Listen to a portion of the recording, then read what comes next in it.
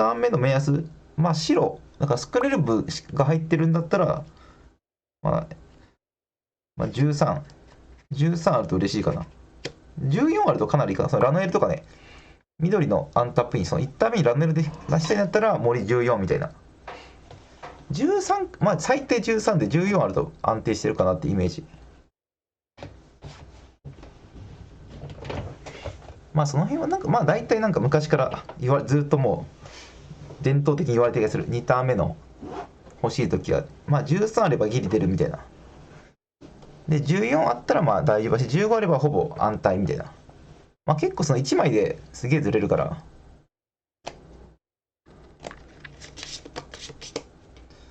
そうで8倍でも15が8割超えラインだからまあ8がまあ大体8割超えラインじゃない、その採用するところは。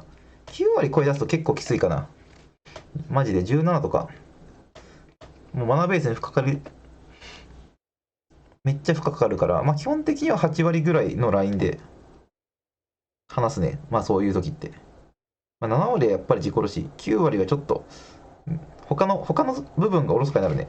取れるなら取りたいけど、そこ9割にすると他が多分下がると思う。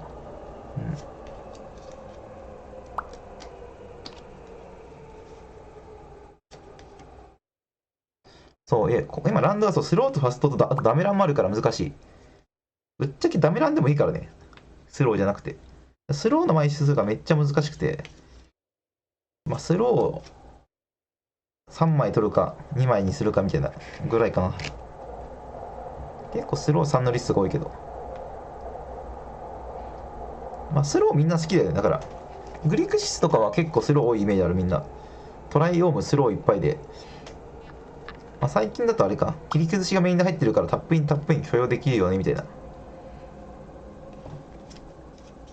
俺は結構基本タップイン許容したくないから、なんかタップインランドが、だからあれか、2ターン目のアンタップインランドが12切ってる人見ると、ちょっともう、マナベースに関してもそっとじするレベルだね。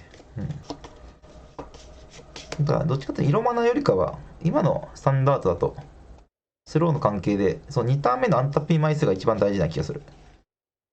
トライオームとファストが 1ターン目は絶対タップ、1、2ターン目は全部タップインだから、3からは基本ね、置けるから。